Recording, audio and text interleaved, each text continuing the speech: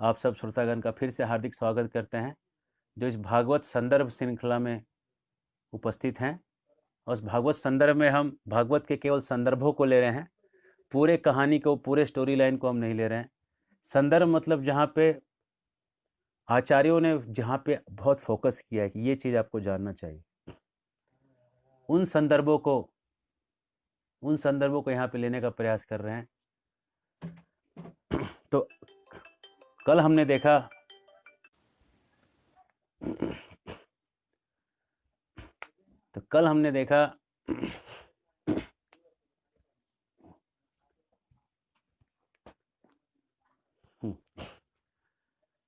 हमने कल इस चीज़ को देखा कैसे भागवत के संदर्भ में हमने दो प्रसंग देखे। कल का प्रसंग हमने देखा नारद और व्यास कैसे गुरु और शिष्य बने, भागवतम कैसे दुनिया में आया। आज के संदर्भ में हम देखेंगे स्त्री और पुरुष के स्वभाव कैसे कैसे होते हैं, कैसा पुरुष का स्वभाव होता है, कैसा स्त्री का स्वभाव होता है, स्वभाव में दोनों कैसे एक दूसरे के विपरीत व्यवहार करते हैं, ये हम देखेंगे। तो ये बस भागवत में हम आगे बढ़ते हैं, और जब ये भागवत में हम देख रहे हैं, श्रीमद् भागवत पुराण पहला स्कंद है, प्रभुपाद जी का लिखा हुआ, प्रभुपाद जी के शब्द है। आत्मा रामश्च मुनियो निर्ग्रंथा प्युरुक्रमे कुर्वन्ति की अहेतुकी भक्ति, कुर्वन्ति अहेतुकी भक्ति इत्थं भूत गुणो हरि। जो आत्मा राम होते हैं वो भी भगवान की भक्ति करते हैं। आत्मा राम मतलब जिसको अपने अंदर ही मजा आता है, जो अपने आप में ही संतुष्ट व्यक्ति है, जो अपने आप में ही संतुष्ट है, जो आत्मा राम है, उस आत्मा राम के बारे में बता रहे हैं कि वो व्यक्ति, ऐसा संतुष्ट व्यक्ति भी भगवान की भक्ति करने में और खुशी को प्राप्त करता है। अगर आप अपने आप को संतुष्ट फील कर रहे हैं कि आप संतुष्ट हैं, तो संतुष्ट अगर आपकी फीलिंग है तो आप क्या करिए, आप भगवान की भक्ति करके देखिए, आपकी फीलिंग और बढ़ जाएगी, आप और खुश हो जाएंगे। कहते हैं, कुछ लोग सवाल करते हैं भगवान पे कि भगवान कैसे हैं, इस पे सवाल करते हैं। कहते हैं कि भगवान पत्रम पुष्पम फलम, भगवान गीता में कहते हैं मुझे फल दो, पुष्प दो, पानी दो, पत्रम पुष्पम फलम तोयम, ये सब चीज़ अर्पण करो, और ये सब अर्पण करोगे तो मैं एक्सेप्ट कर लूँगा। तो लोग कहते हैं अरे क्या भगवान है, मांगता है, संतुष्ट नहीं है, संतुष्ट नहीं है भगवान, इसलिए मांग रहा है। आप उसमें ध्यान दें, भगवत गीता को ध्यान से पढ़ें, उसके आगे लिखा है भक्त्या माम उपहृतम अस्नामि, मैं तब खाऊंगा जब भक्ति के साथ दोगे, बिना भक्ति के मैं नहीं लूंगा। जैसे समझिए बात को, करोड़पति आदमी वो है जिसके पास करोड़ों रुपए हैं। करोड़पति आदमी वो है जिसके पास करोड़ों रुपए हैं। कभी करोड़पति ऐसा नहीं हो सकता जिसके पास रुपए नहीं। बिना रुपयों वाला करोड़पति आपको नहीं मिलेगा, है ना। अमीर वो है जिसके पास अमीरी है, भक्त वो है जिसके पास भक्ति है। आपने कभी सुना कि भक्त तो है लेकिन भक्ति नहीं है? ऐसा आपको मिलेगा नहीं। तो इसका मतलब है कि भगवान जो भक्ति आपको दिए हैं पहले, वो भक्ति से अगर आप कुछ भगवान को दोगे तो भगवान ले लेंगे, बिना भक्ति के नहीं लेते। एक बार दुर्योधन ने कृष्ण को कहा कि चलिए 56 भोग खाएंगे। दुर्योधन ने कृष्ण को कहा चलिए हम 56 भोग खाएंगे, आपके लिए मेवा, मोदक, ड्राई फ्रूट्स का हलवा है, काजू बादाम पिस्ता का हलवा बना है, 56 भोग लगेगा, आइए खाइए मेरे यहाँ। और कृष्ण क्या कहते हैं, मुझे ये भाता नहीं, तुम मुझसे प्रेम करते नहीं और मुझको भूख लगती नहीं। जब मुझे ना भूख लगी है ना तुम्हें मुझसे प्रेम है, दुर्योधन मैं क्यों खाऊं तुम्हारे पास। और साफ मना करके निकल गए, और मना करके कहते हैं मैं तो जाके विदुर के घर खाऊंगा। विदुर के घर गए तो विदुर ने क्या खिलाया? साग रोटी खिलाया बस। और विदुरानी ने तो केले के छिलके खिला दिए, वो तो आगे ही चलेगी। सबसे ऊंची प्रेम सगाई, सबसे ऊंची प्रेम सगाई, प्रेम के बस अर्जुन रथ हांक्यो, प्रेम के बस अर्जुन रथ हांक्यो, भूल गए ठकुराई, सबसे ऊंची प्रेम सगाई।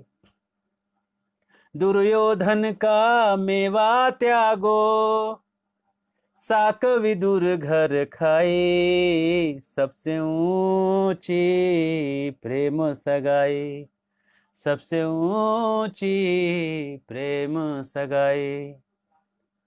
दुर्योधन का खाना छोड़ के जो साक खाए विदुर के घर, ऐसे प्रेम पुजारी कृष्ण भगवान। तो भगवान कहते हैं सुनो, ये भक्ति मेरे अंदर की प्रॉपर्टी है, भक्ति मेरे दिल में जो रहती है, जो राधा रानी के रूप में, जो अंतरंगा शक्ति के रूप में जो मेरे अंदर है, वही जब तुम्हारे अंदर घुसती है तो तुमको भक्ति देती है। और उस भक्ति के साथ पानी, फूल, पुष्प, फल इत्यादि जो है तुम उस निवेदित करोगे तो मैं उसको स्वीकार करूंगा।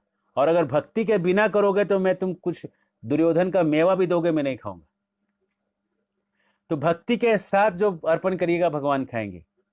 जैसे कस्तूरी होता है ना, कस्तूरी वाला जो मृग होता है, वो कभी कभी अपने कस्तूरी का गंध खोजता है। कस्तूरी वन में फिरे, कस्तूरी मृग में रहे, मृग बन बन खोजत माही, वैसे घटी घटी राम है। कह रहे हैं कस्तूरी जैसे नाभि में रहती है, लेकिन कस्तूरी का मृग उस गंध को पूरे जंगल में खोजता रहता है, कहां से गंध आ रहा है।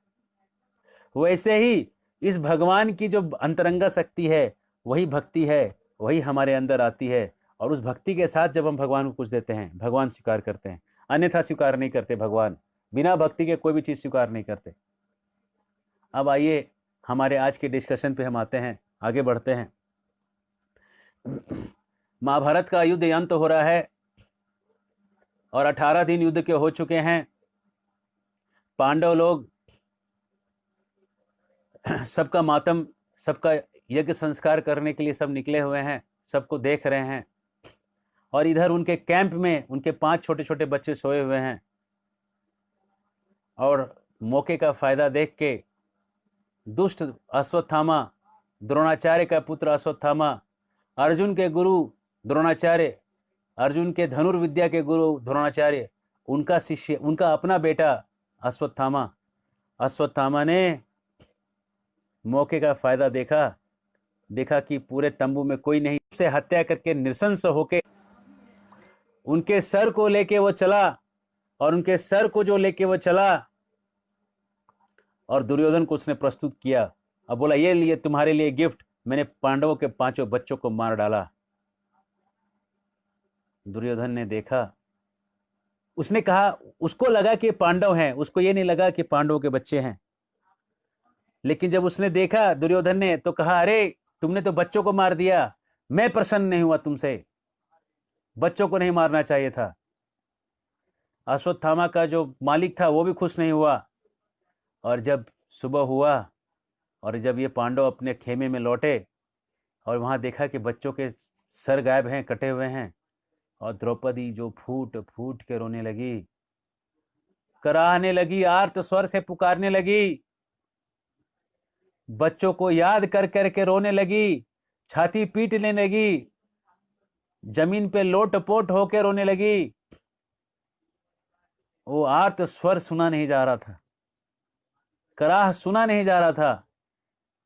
ऐसे कराहते हुए समय में अर्जुन ने प्रण लिया, देवी जब तक मैं उस अश्वत्थामा को लाके उसके सर काट के यहां तेरे सामने न रख दूं, मैं नहीं आऊंगा।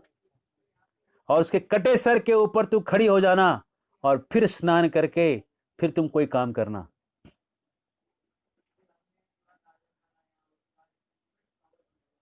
और अर्जुन चला अश्वत्थामा के सर को काट के लाने के लिए।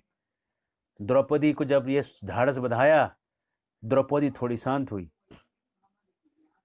इधर अर्जुन निकला, तरकस बांधे, कवच कवच बांधा, सारे तीर धनुष सारे सब हथियार लिए, रथ तैयार किया और तुरंत कृष्ण और अर्जुन वहां से तुरंत सारथी कृष्ण होके वहां दनादन निकल गए और दौड़ाने लगे, खोजने लगे। और अश्वत्थामा जिस तरफ भागा था उस तरफ गति को जाने लगे। जाते जाते जाते जाते अश्वत्थामा भागता रहा, लेकिन भागते भागते उसके घोड़े थक गए और थक के घोड़े बैठ गए। अश्वत्थामा ने देखा अब मेरे पास कोई चारा नहीं, मैं भाग नहीं सकता, पीछे से ये लोग बहुत तेजी से आ रहे हैं। अश्वत्थामा को केवल एक ही चीज पता था, ब्रह्मास्त्र को कैसे छोड़ते हैं। उसने तुरंत मन में आह्वान किया, ब्रह्मास्त्र अस्त्र का आह्वान किया और ब्रह्मास्त्र अस्त्र को आह्वान करके अर्जुन के ऊपर उसने फेंका। आह्वान करके जैसे ब्रह्मास्त्र निकलने लगा, ये मंत्रों की शक्ति ऐसी होती थी, सुनिए, ये ऐसे प्रक्षेपास्त्र होते थे, ऐसे टेक्नोलॉजी के मिसाइल होते थे कि जिनको जिस पे नाम लेके छोड़ा गया है उसको जाके मारता था। गर्भ के शिशु को जाके मारता था और मां को केवल गरम गरम फील होता था। तो वैसे ही जैसे ब्रह्मास्त्र का मंत्र निकला, ब्रह्मास्त्र की गर्मी तो पूरे ब्रह्मांड में फैलने लगी। लोगों को लगा प्रलय आ जाएगा। और इस गर्मी को देख के अर्जुन कहने लगे, अरे बाप रे, इतना गर्म कैसे हो रहा है, किसको मारने के लिए कौन सा अस्त्र निकल रहा है इसके धनुष के ऊपर से। कृष्ण कृष्ण महाबाहो भक्त्यानाम अभयंकर, त्वमेको दह्यमानानाम अपवर्गो असि संसृते। कृष्ण कृष्ण महाबाहो, हे कृष्ण, भक्तों को बचाने वाले भयंकर रूपों से आप ही इस आग से सबको बचा सकते हैं, क्योंकि आप तो संसार से बचा के मोक्ष का रास्ता दिला सकते हैं। जो मोक्ष दिला सकता है वो जरूर ही इस ब्रह्मास्त्र से बचा सकता है। भगवान की प्रार्थना करने लगे। कोई कहेगा कि भगवान को प्रार्थना करने की बुद्धि कैसे रही उस समय। यही तो फर्क है, जब दुनिया में हलचल मचता है, भक्त का मन जरा सा भी हलचल नहीं होता। द्वितीय विश्व युद्ध के समय में जब कलकत्ता में बम गिर रहे थे, तो कलकत्ता के दूसरे भाग में प्रभुपाद अपने घर में थे और कचौरियां तल रहे थे।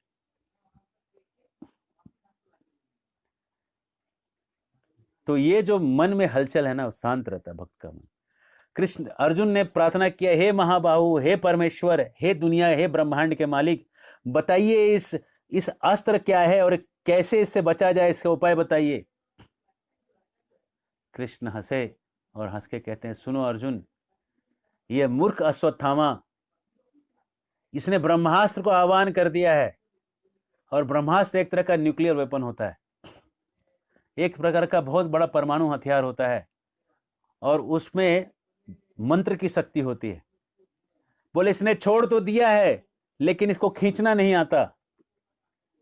आज के जमाने में तो जो लड़ाई करने वाले हैं उनको बस छोड़ना ही आता है, खींचना तो कोई चीज को आता ही नहीं। एक चीज छूट गया तो बस छूट गया। पहले के जमाने में फेंकते थे और खींचने की भी ताकत रखते थे। तो उसने फेंका जो ब्रह्मास्त्र, इसको खींचना आता नहीं। अर्जुन, तो उसका एक ही उपाय है, तुम भी एक ब्रह्मास्त्र छोड़ो और दोनों ब्रह्मास्त्र जाके जुड़ेंगे, और फिर तुमने ब्रह्मास्त्र को जब खींचोगे ना, तो दोनों एक साथ खींच जाएंगे। अर्जुन ने वही किया। अर्जुन ने अपने आप को शुद्ध किया, पानी लिया और शुद्ध करके मंत्र को आह्वान किया, और मंत्र को आह्वान करके बाण पे ब्रह्मास्त्र को अभिमंत्रित करके उसने जो छोड़ा, ब्रह्मास्त्र जो इसके यहां से भी निकला, इसके ब्रह्मास्त्र ने भी गर्मी पैदा करना चालू किया। दोनों ब्रह्मास्त्र गर्म होके एकदम आकाश, वायुमंडल, पूरा आकाश, धरती, पाताल सब गर्म करने लगे, और पूरा जो गर्मी फैलने लगा, सब लोग त्राहिमाम होने लगे। और अर्जुन को उस समय तुरंत उसने खींचने का मंत्र चालू किया, और पूरा का पूरा ब्रह्मास्त्र पीछे आया। दोनों का दोनों ब्रह्मास्त्र को उसने खींच लिया और खींच के पूरे ब्रह्मांड को शांत कर दिया।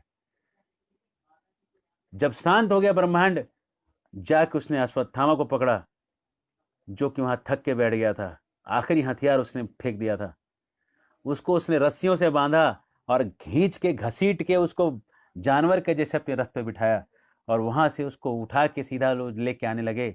रास्ते में कृष्ण और अर्जुन बात कर रहे हैं, अर्जुन को कह रहे, कृष्ण कह रहे हैं इसको छोड़ना मत, सोते हुए बच्चों को मारा है, और मेरे सामने तुमने द्रौपदी को वचन दिया है कि तुम इसको मारोगे, इसको तो मारना ही मारना, इसको छोड़ना मत, इसको ब्राह्मण का बेटा समझ के छोड़ना मत, क्योंकि जो सोए हुए बच्चों को मार दे, मत्तम प्रमत्तम उन्मत्तम सुप्तम बालम स्त्रियम जड़म प्रपन्नम विरथम भीतम न रिपुम हंतिम धर्मवेद। मत्तम प्रमत्तम उन्मत्तम, किन लोगों को नहीं मारना चाहिए? जो मत्त है, शराब वराब पिया हुआ है, प्रमत्तम जो पागल है, उन्मत्तम जिसको कुछ हो गया, जहर वहर पीने के बाद जो एकदम बौखलाया हुआ जैसा कुछ कर रहा है, आउट ऑफ माइंड हो गया है। मत्तम प्रमत्तम उन्मत्तम, सुप्तम कोई सोया हुआ है, बालम कोई बच्चा है, स्त्रियम कोई स्त्री है, जड़म कोई मूर्ख है, डफर। प्रपन्नम किसी ने शरण ले लिया आपका, विरथम कोई रथ से उतरा हुआ है, रिपुम हंतिम धर्मविद, इन लोगों को, भीतम जो डर गया, इनको नहीं मारते। हाँ, परीक्षित महाराज का भी हम प्रश्न ले रहे हैं, उनको ही मारने की कोशिश भी तो इससे पहले या बाद में की गई। अच्छा, आएगा हम बताएंगे, ये बाद में, इसके बाद किया गया परीक्षित का। उसने फिर से एक लास्ट का हथियार छोड़ा, और उसको भगवान जो है गर्भ में जाके उसको बचाया। ये उसके पहले की घटना है। तो भगवान कहते हैं सुनो, इसने बच्चे को मारा है, सोते हुए बच्चे को मारा है, इसलिए इसका वध होना तो एकदम निश्चित, इसको मार देना, अपने बात से हटना नहीं। और इस तरह से समझाते बुझाते अर्जुन को लेके अर्जुन के महल में, वहां पे खेमे में आ गए, महल तो नहीं, खेमे में, महाभारत के युद्ध के मैदान में वहां लेके आए। और जब वहां लेके आए, द्रौपदी रो रही थी, द्रौपदी के सामने उसने उठा के उसको फेंक दिया, और जैसे ही फेंक दिया एकदम धुलमुलाता हुआ गिरा, एकदम बंधा हुआ। और जो द्रौपदी जो रो रही थी, उसने जैसे ही उस अश्वत्थामा को देखा, द्रोणाचार्य गुरु पुत्र को देखा, उस ब्राह्मण के पुत्र को देखा जिस ब्राह्मण ने धनुर्विद्या उसके पति को सिखाया था, जिस विद्या को जान के अर्जुन ने द्रौपदी को जीता था। द्रौपदी को जीतने की जो विद्या थी, वो विद्या भी द्रोणाचार्य ने सिखाई थी। और यहां तक कि द्रोणाचार्य की पत्नी जो थी गौतमी, वो द्रौपदी के मां समान थी, बेटी के समान मानती थी उसको, द्रौपदी को अपना स्वयं की बेटी जैसा मानती थी।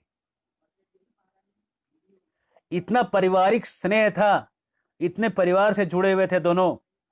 और इसको तो उसने बहुत देखा था, अश्वत्थामा को उसने बहुत ही देखा था। और ऐसे अश्वत्थामा को, गुरु के बेटे को जब उसने देखा, तो वाम स्वभाव स्त्री का पिघल गया दिल, और दिल पिघल गया, और दिल पिघल के कहती है इसको मत मारो, यह हमारे गुरु का पुत्र है, और उसको प्रणाम करती है, ब्राह्मण के देवता ब्राह्मण देवता करके प्रणाम करती है, कहती है हमारे गुरु का पुत्र है, चाहे कुछ भी हो इसको हम मार नहीं सकते हैं, क्योंकि गुरु का जो ऋण है वो ऋण हमारे ऊपर चढ़ा हुआ है। और इसकी मां, जो एक बेटे की मां है, उसको क्यों हम बिना बेटे का कर दें? आज मैं बेटों के बिना रो रही हूं, मैं नहीं चाहती कि वो बेचारी, वो एक और मां भी बिना बेटों के हो जाए। बंध्या की जाने पर सौ वेदना। एक जो बिना बच्चे की मां है, जिसने बच्चे जन्म नहीं दिए, जो बांझ है, वो क्या जानेगी कि बच्चा जन्म देने में क्या दुख होता है। तो द्रौपदी को इस बात का दुख समझ रहा है कि बेटा नहीं होने का दुख क्या होता है, बच्चा नहीं होने का दुख क्या होता है, जन्मा हुआ बच्चा मर जाए तो दुख क्या होता है। तो कहती है हाथ जोड़ के कि इसको मत मारिए, इसको मारना युक्ति संगत नहीं, हमने जो इनका खाया है, इनसे सीखा है, वो खत्म हो जाएगा। और फिर कहते हैं दुर्योधन, क्षमा करें, युधिष्ठिर महाराज आके कहते हैं कि हाँ द्रौपदी, तुम एकदम धर्म के अनुसार कह रही हो, इसके खानदान ने हमें जो सिखाया है वो सब खत्म हो जाता था अगर हम इसको मार देते थे। नकुल सहदेव सब कहने लगे, सब ने द्रौपदी का साइड ले लिया। अर्जुन ने भी द्रौपदी का साइड ले लिया कि हाँ हाँ सही कह रही है। कृष्ण ने भी द्रौपदी का साइड ले लिया, सात्यकी ने भी द्रौपदी का साइड ले लिया। सब लोग द्रौपदी के साइड से आ गए कि द्रौपदी सही कह रही है। भीम गरजने लगा, भीम गरज के कहने लगा, इस मूर्ख को मरना ही उचित है, सोते हुए बच्चों को मारा है, ये क्या तुम लोग इसको स्वभाव माफ कर रहे हो, एकदम गलत, इसे माफ नहीं कर सकते हैं। जब ऐसा हुआ तो भगवान, जो 2 हाथ वाले कृष्ण भगवान श्याम सुंदर, 4 हाथ उनको प्रकट करने पड़े। 2 और 2 4 हाथ हो गए। 2 हाथ से वो द्रौपदी की तरफ देख शांत करने लगे और 2 हाथों से वो भीम को शांत करने लगे। 4 हाथ को प्रकट किया है प्रभु ने। 2 नए हाथ उनको दिख रहे हैं, वैकुंठ का रूप, नारायण का रूप प्रकट किया है और कहते हैं, सुनिए, सुनो अर्जुन, तुमको इसको मारना भी होगा और तुमको इसको बचाना भी होगा। तुमको द्रौपदी के लिए इसको मारना होगा, भीम के लिए इसको मारना होगा और गुरु के ऋण के लिए और इसकी मां के कोख के बच्चे के लिए इसको बचाना भी होगा। दोनों चीज होना चाहिए। कैसे होगा तुम समझ के करो, मारो भी और नहीं भी मारो। हम और आप होते तो हम परीक्षा छोड़ के भाग जाते, बोले आउट ऑफ सिलेबस क्वेश्चन है, हम नहीं देंगे, नहीं देंगे एग्जाम, जाओ। लेकिन वहां पे बहुत बड़े बड़े महात्मा, अर्जुन इतने समझदार थे। नादपि रुच्यते, मरने से बेकार हो जाएगा। उन्होंने अपने तलवार लिया और उसके बाल को थोड़ा थोड़ा छील दिया कहीं कहीं, और उसके ऊपर एक मणि था, उस मणि को खींच के वहां से निकाल दिया, वहां पे जख्म हो गया उसे। हाथ तेज, बिना तेज का निस्तेज कर दिया और पूरा चेहरा बेकार कर दिया, एकदम बाल इधर उधर काट के, और ऐसे बेइज्जत करके उसको घर से धक्के मार के निकाल दिया। और कहते हैं धक्के मार के निकालना, बेइज्जती करना, ये उन्होंने उचित दंड दिया। इससे वो मरने के जैसा हो गया, लेकिन मरा भी नहीं। तो हम यहां देखते हैं कि द्रौपदी एक वाम स्वभाव को दिखा रही है। एक अच्छी स्त्री जो होती है उसमें वाम स्वभाव होता है, वो माफ करना जान जाती है कि माफ कर दो, चलो जो भी है गलती है माफ कर दो। ये एक वाम स्वभाव का प्रतीक है। तो स्त्री के और पुरुष के स्वभाव में कितना फर्क है देखिए। इस प्राय जो पुरुष होते हैं वो, उनका जो लॉजिक का सेंस है ज्यादा होता है, रीजंस उनका जो है, उनमें जो रीजनिंग पावर है उनका, वो खोते नहीं जल्दी। ठीक, स्त्री जो है वो इमोशंस में ज्यादा रहती है। ये ताकत भी हो सकता है और ये कमजोरी भी हो सकती है। जैसे अगर घर में पंखा खराब हो तो पति कहेगा, पत्नी कहेगी हमारा पंखा खराब हो गया जी, तो पति कहेगा हाँ ठीक है, स्क्रू ड्राइवर लेके आओ, देखता हूं क्या खराब है। पत्नी कहेगी लेकिन हमारा ही पंखा क्यों बार बार खराब होता है। पति कहेगा अरे स्क्रू ड्राइवर लेके आओ ना, देखता हूं क्या है प्रॉब्लम। लेकिन पड़ोसी का पंखा तो कभी खराब नहीं होता। अरे चुप करो, बोल रहा हूं ना, स्क्रू ड्राइवर लेके आओ, लेके आओ। हाँ, तुम मुझे समझते ही नहीं है, तुमने पहले भी मुझे ऐसे किया था, बचपन पहले भी ऐसे किया था, तुमने मुझे कुछ केयर नहीं किया, अब देखो मैं कैसी हूं, मेरे कौन ध्यान देगा। अब वो अलग हो गया, पंखा रह गया एक साइड, अब पति पत्नी को मनाने के लिए बैठ गया। पंखा एक साइड रह गया। जो स्त्री का जो दिमाग है वो कनेक्ट करता है चीजों को। 20 साल पहले भी किसी ने उसको कुछ कह दिया है ना, वो नहीं भूल सकती। स्त्री भूल नहीं सकती, उसको हमेशा याद रहेगा। पुरुष का दिमाग जो है, एक चीज बोला तो एक चीज ही सोचेगा। पंखा मतलब एक प्रॉब्लम है, पंखे को सॉल्व किया जाए। लेकिन स्त्री का दिमाग पंखे को पड़ोसी से कनेक्ट कर लेता है, उसको अपने घर गांव के पंखे से कनेक्ट कर लेगी, वो सब कनेक्ट कर लेगी। स्त्री का जो स्वभाव ऐसा होता है। तो स्त्री और पुरुष के स्वभाव में ये 2 प्रकृतियां देखी जाती है। बच्चे को बड़ा करना है, वो स्त्री का जो प्रेम है वो चाहिए वहां पे, लेकिन बाप का जो वहां पे जो विजन है वो भी चाहिए। तो दोनों जो है साथ साथ मिलके जो है बच्चे को बड़ा कर पाते हैं। पति और पत्नी ये दो स्वभाव हैं, दोनों दो चीजें हैं, वो कभी भी एक से मिक्स नहीं हो सकते। अगर पुरुष ये सोचेगा कि पत्नी मेरे भोग के लिए है, उसको बेचारे को रोना पड़ेगा। पत्नी ये सोचेगी पति मेरे भोग के लिए है, पत्नी को रोना पड़ेगा। दोनों जो अपना अपना पार्ट करते हैं, दोनों जिम्मेदारी के साथ जीते हैं, दोनों सुखी होकर जीते रहते हैं। जहां जिम्मेदारी छोड़ के एक दूसरे के सुख के ऊपर चलता है, दोनों ही परेशान हो जाते हैं, है ना। छोटी छोटी खुशियां स्त्रियों के लिए बहुत मायने रखती है, पुरुषों के लिए छोटी छोटी खुशियां मायने नहीं रखती, उनके लिए बड़े बड़े चीजें मायने रखती। कुछ छोटा सा चीज हो जाएगा ना, स्त्री बहुत खुश हो जाएगी, लेकिन पुरुष को खुश करने के लिए बहुत बड़ा चीज लगता है। तो इस तरह से हम देखेंगे कि दो जो स्वभाव है, ये दो स्वभाव जो है, अलग अलग स्वभाव जो है, दोनों का भगवान ने बना के रखा है। और जो स्त्री का जो वाम स्वभाव है, वो वाम स्वभाव यहाँ द्रौपदी दिखा रही है, और वाम स्वभाव दिखा रही है कि कैसे एक स्त्री जो है ऐसी स्थिति में भी माफ कर सकती। पुरुष माफ नहीं करेगा, पुरुष वहां माफ नहीं करेगा उसको, लेकिन एक अच्छी स्त्री है जो माफ कर देगी। तो यहाँ पे हृदय की दुर्बलता एक चीज यहाँ देखने को आ रही है, एक वीकनेस ऑफ हार्ट कहते हैं इंग्लिश में इसको, हृदय की कमजोरी। ये हृदय की कमजोरी ऐसी चीज है कि जहाँ पे लॉजिक नहीं है, उस चीज को भी आदमी कराता है। मैं आपको उदाहरण देता हूँ भागवतम से और महाभारत से। कर्ण और कृष्ण का उदाहरण सुनिए। कृष्ण गए कर्ण को समझाने के लिए कि चलो तुम हमारे साइड आ जाओ, सबसे बड़े भाई हो, राजा बन जाओगे। कर्ण ने कहा मैंने दुर्योधन का नमक खाया है, मैं इसको छोड़ नहीं सकता। अब चलिए थोड़ा सा 2 मिनट में इसको देखते हैं कि दुर्योधन का नमक कर्ण ने खाया है, उसका क्या मतलब है। जब कर्ण के पास कुछ नहीं था, बेइज्जती हो रही थी, जब वो लड़ाई के सामने उसको जब पूछा गया कि तू किसका बेटा है जो यहाँ पे लड़ेगा, जब वहां शक्ति का प्रदर्शन हो रहा था अर्जुन के सामने, तो कर्ण को कोई इज्जत नहीं था, तो दुर्योधन ने उसको अंग देश का राजा बना दिया।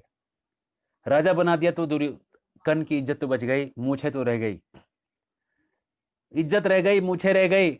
अब सुनिए आगे क्या हुआ। कर्ण जो था दुर्योधन के हां में हां मिलाना सीख गया। दुर्योधन ने प्लान बनाया कि लाक्षागृह में इन पांडवों को जला देंगे सोते समय, तो कर्ण ने हां में हां मिला दिया। दुर्योधन ने प्लान बनाया और उन्होंने लाक्षागृह में जलाने का प्रयास भी किया, दुर्योधन के साथ कर्ण हां में हां मिलाता रहा। जब उनको जुआ खेलने के लिए बुलाया गया, ये प्लान पूरा कर्ण के साथ बनाया गया, कर्ण उनके साथ प्लानिंग में 1 to 1 में था। जब वहां पे शकुनी के पासे और दुर्योधन के पासे का फेरबदल हुआ था, मतलब धोखाधड़ी हुआ था, उस धोखाधड़ी को कर्ण पूरा जानता था। जब युधिष्ठिर राज्य और सब कुछ हार गया, तो धृतराष्ट्र ने एक बार सब उनको रिटर्न भी कर दिया था, लेकिन फिर से उसको चैलेंज करके फिर से जब उनको हराया, द्रौपदी को जब दांव पे लग गई, तो द्रौपदी को सभा में नंगा बुलाने का प्रस्ताव कर्ण ने रखा था। कर्ण ने ऐसा प्रस्ताव रखा था कि ये द्रौपदी को यहां पे लाया जाए, क्योंकि वो द्रौपदी ने उसे ना किया था शादी के लिए। तो किसी लड़की ने शादी के लिए ना किया, इसका मतलब ये नहीं कि आप उसको सभा में ऐसे बुलाएंगे, एकदम गलत। तो इसके लिए जो नमक जो खा रहा था ना, जो पापी व्यक्ति का जो चेतना था ना, ये कर्ण में घुस गया था। पाप करने ये सारा नमक जो है ना समुद्र से आता है, और समुद्र जो है, सारा नमक समुद्र से आता है, और समुद्र जो है वो भगवान का देन है, सृष्टि का देन है, वहीं से आया है। तो सारा नमक जब भगवान कृष्ण ने दिया, और कृष्ण का दिया हुआ नमक दुर्योधन ने तुमको दिया, तो तुम भगवान को थोड़ी बोल सकते हो कि हमने दुर्योधन का नमक खाया है। ये तो यही हो गया ना, आपने दिया लेके सूरज को दिखा रहे कि देखो हमारे पास एक दिया है, एक मोमबत्ती है, देखो इसका भी लाइट है। अरे तुम्हारे लाइट का क्या फायदा, तुम्हारे मोरालिटी का क्या फायदा, जब भगवान सामने खड़े हैं, साक्षात मोरालिटी के मूर्तिमान स्वरूप। तो इसकी हृदय की दुर्बलता थी, कर्ण ने ना कर दिया कृष्ण को, और दुर्योधन को हाँ कर दिया। चला गया दुर्योधन के साथ लड़ने के लिए। दुर्योधन के साथ महाभारत की लड़ाई में लड़ाई किया, और लड़ाई के समय जब उसका चक्का फंस गया, नीचे उतरा, तो कृष्ण ने कहा अर्जुन को, अर्जुन मार दो इसको। कर्ण देखते रह गया, कह रहे ऐसे कैसे मारेंगे, ये अधर्म है, मेरा पास हथियार नहीं है, मैं रथ से उतरा हुआ हूं, कैसे तुम मार सकते हो, ये अधर्म है मारना। तो कृष्ण ने कहा वाह, तेरे मुंह से भी धर्म निकला। जब लाक्षागृह में इनको जलाया गया था तब तेरा धर्म कहां था? जब इनको जुए में धोखे से हराया था तब तेरा धर्म कहां था कर्ण? द्रौपदी को सभा में नंगा करने का प्रयास, तब तेरा धर्म कहां था? और अभिमन्यु को 6 महारथियों ने घेर के मारा, तब तुम्हारा धर्म कहां था? आज तुम्हारे जान पे आई है तो तुम धर्म की नाम ले रहे हो, धर्म के आड़ में बचना चाह रहे हो, कायर। अर्जुन मार इसे, धर्म से मरना ये डिजर्व नहीं करता, मार इसको इसी हालत में। अर्जुन ने बांध लिए, कर्ण एकदम खड़ा हो गया, समझ गया मरने का ही टाइम है, पूरा जिंदगी ही अधर्म कर दिया मैंने, और धनाधन 3 मारे और कर्ण मारा गया। तो हृदय की दुर्बलता ऐसी चीज है जो आदमी को हाँ ना कराने को लगाती है। और ये हाँ ना जब करते हैं ना, तो अगर आप कृष्ण के साइड, अगर आप धर्म के साइड उतर गए तो आप जीत गए, और दुर्योधन के साथ उतर गए तो आप हार गए। तो आपको चाहिए अर्जुन जैसा व्यक्ति जो कि दोनों के बीच का एक रास्ता निकाल सके। अश्वत्थामा का सर छील दे और बाल छोड़ दे और उसका मनी निकाल दे, उसकी इज्जत भी चली गई, और वो मर के नहीं भी मरा और जिंदा रह के भी मरे से भी बेकार हो गया। ऐसा बुद्धिमान व्यक्ति जिसने शास्त्र को समझा है, ऐसे व्यक्ति के साथ जब आप रहते हैं तो आपको शास्त्र का मर्म समझता है। एक गुरु हैं भारत में, सदगुरु नाम से, लंबी दाढ़ी रखते हैं, सफेद दाढ़ी, और कहते हैं कि अगर स्त्री बच्चे पैदा ना करे तो नोबेल प्राइज देंगे उसको हम, क्योंकि इससे जनसंख्या निवारण, जनसंख्या पे कंट्रोल होगा, पॉपुलेशन कंट्रोल होगा। इन मूर्ख सदगुरु को नहीं मालूम कि जनसंख्या का निवारण उसकी जिम्मेदारी नहीं, दुनिया को खिलाना उसकी जिम्मेदारी नहीं।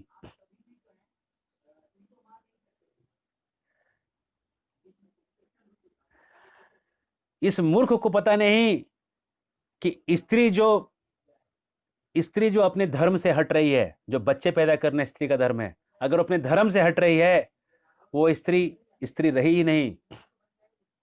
जो आजकल देखिए ब्रेस्ट कैंसर कितना कॉमन हो गया है, जो स्त्री पहले किसी को भी ब्रेस्ट कैंसर नहीं होता था, आज सबको क्यों हो रहा है?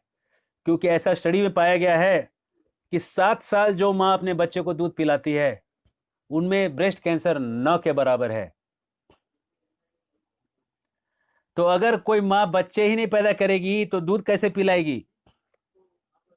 तो उसको कैंसर तो होगा। और ये मूर्ख जो सदगुरु हैं, इनको अब सदगुरु का टाइटल रखना क्यों चाहिए समझ में नहीं आता है।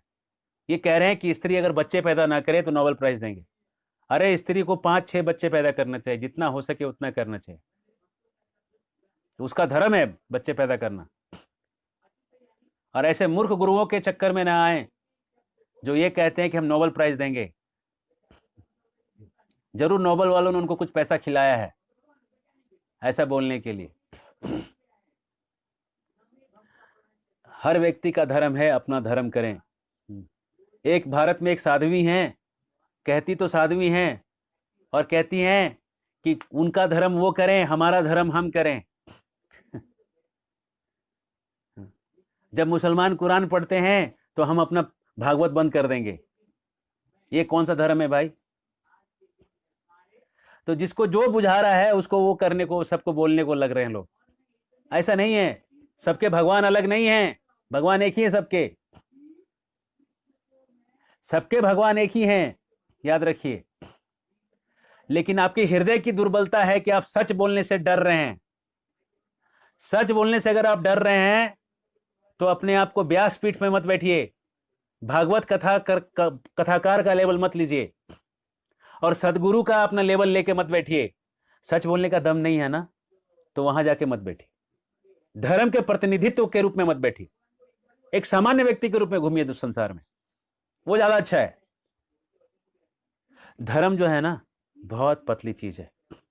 किम कर्मेति किम अकर्मेति कवयो यत्र मोहिता तत्ते कर्म प्रवक्ष्यामि यत् ज्ञात्वा मोक्ष से शुभात्। क्या करना चाहिए क्या नहीं करना चाहिए, बड़े बड़े सोचने वाले इंटेलिजेंट लोग इसमें फंस जाएंगे।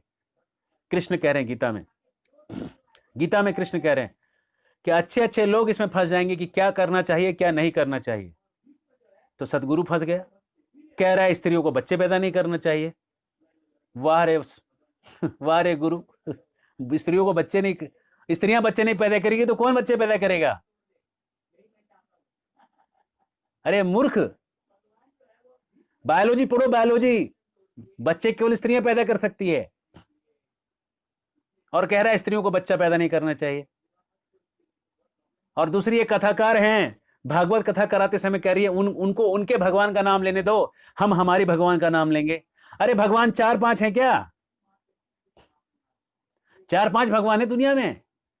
अगर 4-5 भगवान होते तो मुसलमानों के ब्लड ग्रुप अलग होते, हिंदुओं के अलग होते। भगवान तो एक ही है, कृष्ण कन्हैया लाल। सुनिए, एक बार मुसलमानों के शायरी सम्मेलन चल रही थी, सच्ची घटना है, सत्य घटना है, यूपी की बात है, उत्तर प्रदेश का बात है। और एक वैष्णव, एक मुसलमान शायर जो थे वैष्णव बन गए थे। वो वैष्णव बन गए थे और वैष्णव बनने के कारण वो जो है वैष्णव के रूप में भजन वजन करते थे। तो जहां पे शायर के सम्मेलन चल रहा था, एक शायरी का सम्मेलन चल रहा था, वहां पे उनको भी शायरी करने के लिए बुलाया गया था। तो गए थे, तो जो वहां पहुंचे तो वहां पे लिखा हुआ था कि आपको पूरे शायरी में एक चीज जरूर बोलनी है, और वो ये बोलना है, काफिर हैं वो जो बंदे नहीं इस्लाम के, जो इस्लाम के बंदे नहीं हैं सब काफिर हैं, ये आपको बोलना है।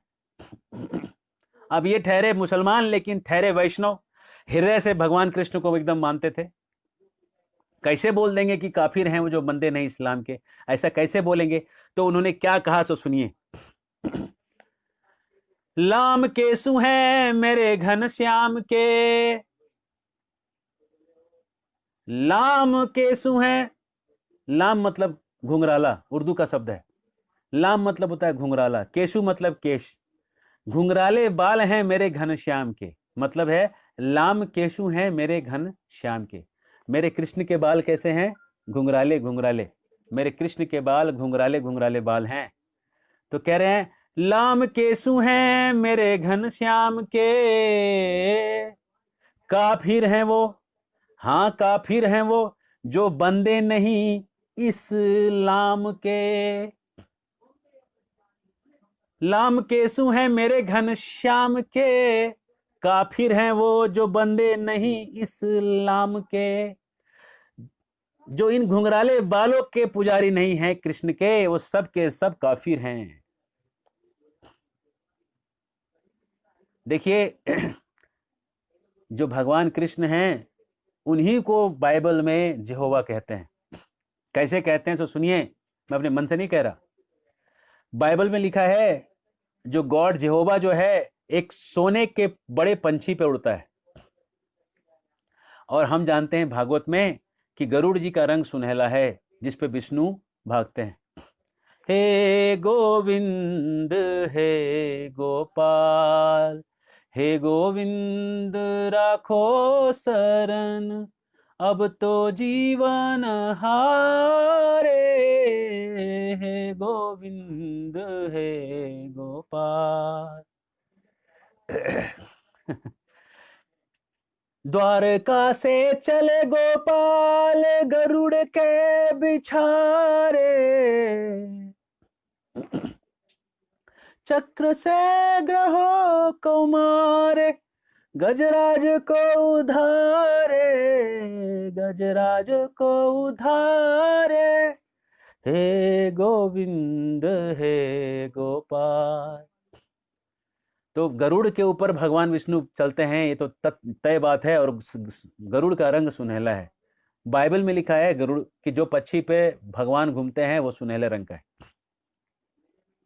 ठीक है, अब आप समझ लीजिए, अब आप समझ लीजिए कि मैंने बाइबल में पूरा ज्ञान नहीं दिया है, बाइबल का ज्ञान अधूरा है। जीसस बाइबल में कह रहे हैं बाइबल में जीसस कह रहे हैं, I have much more knowledge to give you but you cannot bear it right now. मेरे पास और ज्ञान है देने के लिए, लेकिन तुम ले नहीं सकोगे, हजम नहीं कर सकोगे। जीसस में कह रहे, बाइबल कह रहे हैं, बाइबल में जीसस कह रहे हैं। अगर आप कुरान को देखोगे, मक्का को देखोगे, तो आप जानते हैं मक्का के अंदर क्या है। मक्का के अंदर पहले 300 साल पहले, 400 साल पहले अंग्रेज लोग जाया करते थे, और ब्रिटिशर्स वहां पे जाने के बाद अपने बुक्स में लिखते थे वहां अंदर क्या है। और ये बुक्स जो है ब्रिटिश म्यूजियम में मिल जाएंगे आपको, और वहां पे लिखे हैं कि वो मक्के के अंदर में शिवलिंग है, शिवलिंग है, और मक्के के पास में जमजम का पानी निकलता है। वो जमजम का पानी क्या है तो सुनिए, गंगा को अगर आप द्वितीय में प्रथमा में बोलेंगे, गंगाम बोलेंगे, गंगाम। और गंगाम जो है, गंगाम को GAM गंगाम करिएगा, उर्दू में ग नहीं बोल पाइएगा। अरबी जबान में ग को लोग ज बोलते हैं, न नहीं बोल पाते हैं, म बोलते हैं। तो ग को ज कर दीजिए, न को म कर दीजिए, GAM, तो उसको बदलेगा तो बनेगा ZAM, गंगाम बनेगा जमजाम। वही जमजम का पानी है जो शिव जी के पास से बह रहा है। अरे वो नहीं समझ रहे हैं, वो मूर्ख हैं, लेकिन तुम समझो कम से कम कि तुम ज्ञान में हो। अलग अलग भगवान नहीं है सबके, सबके भगवान कृष्ण कन्हैया लाल हैं, एक ही भगवान है। ठीक से कुरान पढ़ो, पता चलेगा कि काला रंग का कृष्ण ही तुम्हारा अल्लाह है। अल्लाह और कोई नहीं, कृष्ण अल्लाह है। यहोवा और कोई नहीं, कृष्ण ही यहोवा है। सारे धर्मों का भगवान एक ही है, वो कृष्ण है। और इस पे किसी को अगर तर्क करना है, प्रश्न पूछना है, तो हम हमेशा तैयार हैं। और अगर सदगुरु जी को और जानना है तो आ जाएं, किसी भी वैष्णव संत से सुने, शास्त्र से सुने, सदगुरु जी की आंखें खुलें, साध्वियों की आंखें खुलें, और दुनिया को सच ज्ञान दीजिए।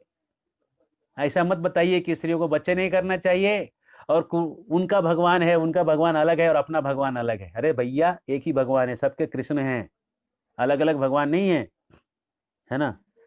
तो ये है हृदय की दुर्बलता। एक और उदाहरण सुनाएंगे हृदय की दुर्बलता का।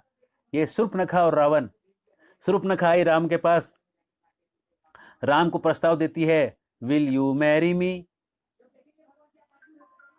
और राम कहते हैं, how can I marry you, मेरे पास सीता है, मैं तुमसे विवाह कैसे करूंगा भाई।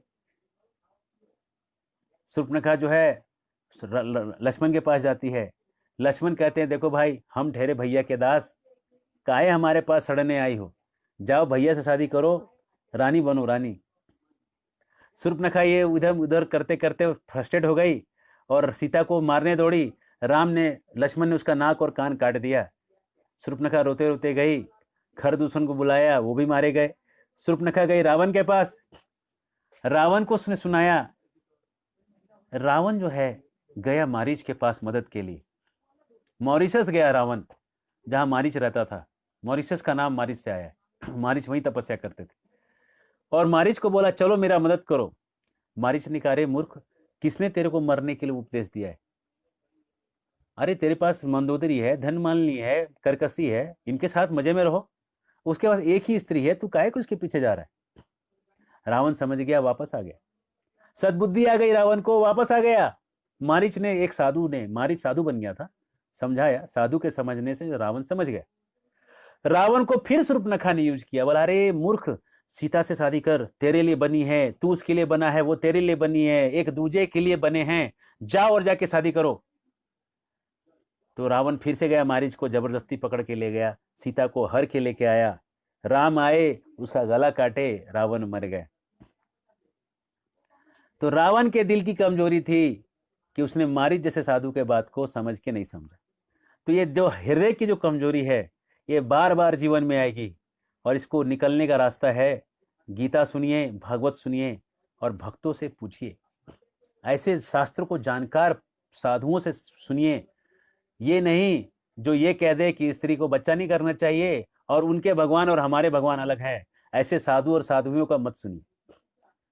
मैं ये नहीं कर रहा हूं मेरा सुनिए, मैं कह रहा हूं ऐसे जानकार व्यक्ति से सुनिए जिनको शास्त्र पता है। और ऐसे कई लोग हैं, करोड़ अनंत कोटि लोग हैं जिनको शास्त्र पता है। मैं अकेला नहीं, मैं तो कुछ नहीं हूं। तो इस तरह से भागवत का ज्ञान हम संदर्भों में आगे आगे बढ़ेंगे, और संदर्भ में हम भागवत के पहले स्कंद में हम चलेंगे। आगे परीक्षित महाराज का जन्म होगा, ब्रह्मास्त्र से उनको बचाएंगे कृष्ण, और उसके बाद हम भागवत के 12वें अध्याय 13वें अध्याय, और उसके बाद धृतराष्ट्र घर छोड़ेंगे, पांडव घर छोड़ेंगे, और परीक्षित राजा जो हैं कली को दंड देंगे। ये सब संदर्भ कल और परसों एक एक करके हम लेते जाएंगे। कल एकादशी भी है, शुभ दिन है, ज़्यादा शक्ति मिलेगा भागवत सुनने का। तो इसके साथ हम यहाँ पे विराम देंगे। आपका कोई प्रश्न है तो हम देखते हैं, और अगर कोई प्रश्न है तो आप इसको डालिए यहाँ पे, उसको हम लेने का प्रयास करेंगे।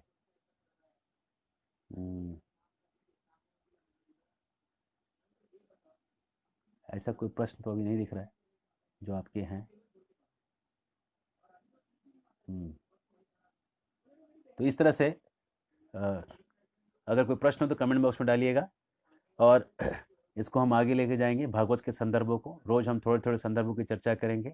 ठीक 10 बजे चालू होगा, पहले हम 10 मिनट कीर्तन करेंगे, और 10:10 से फिर हम ये संदर्भ को प्रस्तुत करने का प्रयास करेंगे।